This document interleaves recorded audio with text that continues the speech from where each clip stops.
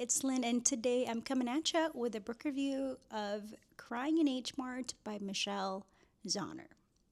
The memoir opens with an image that stays with you. Michelle Zauner standing in the aisles of H Mart, a Korean supermarket chain, quietly falling apart. Not dramatically, not performatively, just the way grief catches you off guard in the most ordinary of places. H Mart, she explains, is where the diaspora goes to find itself, where the scent of doenjang and dried seaweed becomes a shorthand for belonging. For Zahner, daughter of a Korean mother and a white American father raised in Eugene, Oregon, it is the place where she feels her mother most acutely, even years after her death. The memoir moves fluidly between past and present, tracing the arc of a complicated, deeply loving mother-daughter relationship. Chongmi was exacting and fastidious, a woman who expressed love through acts of care rather than words of praise. Zahner chafed against this as a teenager. She was rebellious, truant, adrift, finding her footing only through music. The relationship softened as she grew older, as distance granted both women a grace they hadn't found up close. But then at 25, Michelle receives the call no one is ever prepared for. Her mother has been diagnosed with terminal pancreatic cancer. What follows is a portrait of caregiving rendered without sentimentality. Zahner moves back to Oregon, throws herself into making Korean food in an attempt to reach her mother through taste and memory, and watches helplessly as her mother's body resists everything. There is a quietly devastating backyard wedding, hastily arranged so that Chongmi might have something to look forward to. And then, as Zahner herself describes it, no famous last words, no cinematic goodbye. Her mother is simply gone. The book follows her through the grief, the estrangement from her father, the unexpected healing that comes from learning to cook, and finally through the release of her debut album with Japanese Breakfast, performed at last in Seoul on a stage her mother never got to see. What I was most taken with was the quality of Zahner's prose. This is the writing of someone who understands the weight of a sentence, clear without being plain, descriptive without being overwrought, moving between tenderness and devastation with an ease that feels almost musical. And woven through all of it is the use of food, which is genuinely brilliant.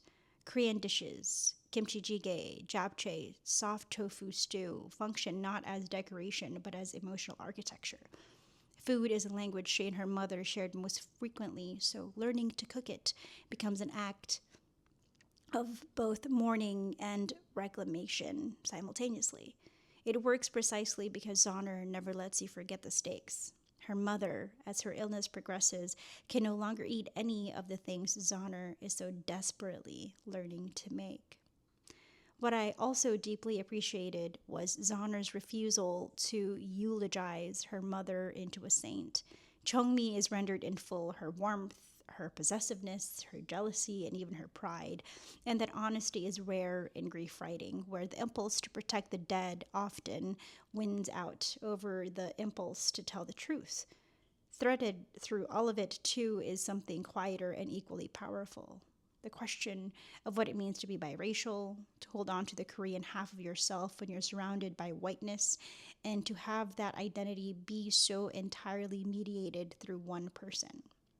Her mother's death is not only the loss of a person, it's the loss of a translator. The question Zahner poses early on, whether she can even call herself Korean if there's no one left to call and ask, lingers long after the book is finished.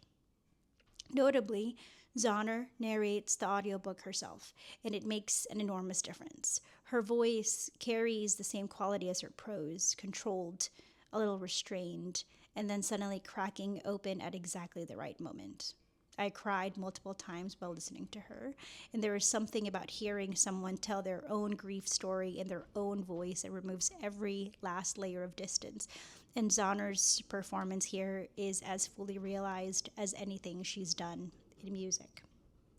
That said, the ending doesn't quite close the way I wanted it to. There's a beautiful final image. Zauner singing a karaoke song in Seoul with her aunt, a song Chongmi and Nami used to sing together, and it is genuinely moving. But it feels more like continuation rather than arrival. The full circle structure that most narratives build toward is only partially present, and Zauner herself acknowledges it. Sometimes things just end. I respect that as a philosophy of grief. I just wished selfishly for a little more landing. The pacing in the second half also shifts in a way that I noticed. The first half, the childhood vignettes, the trips to Seoul, the slow discovery of Chongmi as a full human being, is luminous, dreamlike, and precise. However, the second half, dealing more directly with illness and its aftermath, becomes more episodic. Some chapters linger longer than the narrative needs, and a few threads, particularly the fracture with her father, feel introduced but not fully resolved within the space that the book allows them. And I'll admit, being critical about something this hard won does feel strange, but the measure of great writing is that it can bear critical engagement without losing its power, and Crying in H Mart mostly can. What I've described are not failures so much as the inevitable costs of turning a life into a book, and they are minor relative to everything that this memoir accomplishes. And with all that said, I am not going to give this memoir a star rating, and I want to be upfront about why. I genuinely don't think it would be fair or meaningful to impose a numerical value on someone's lived experience because a memoir isn't a novel.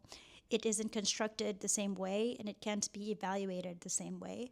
But what I can tell you is that this is one of the most impactful books I've read in a long time. The kind of book that arrives at the right moment and stays. It arrived at the right moment for me, while I was exhausted and needing someone to tell me with honesty and grace that grief looks like grocery stores and half-learned recipes and karaoke in Seoul. Zauner does that, and she does it beautifully. Go read it. Better yet, go listen to it. And so that leads me to you. I'd love to know your thoughts about this book if you've read it down in the comment section below, and or if you're planning on reading it, let me know. As always, thank you so much for watching. You are awesome, stay awesome, and I will see you in my next video. Bye!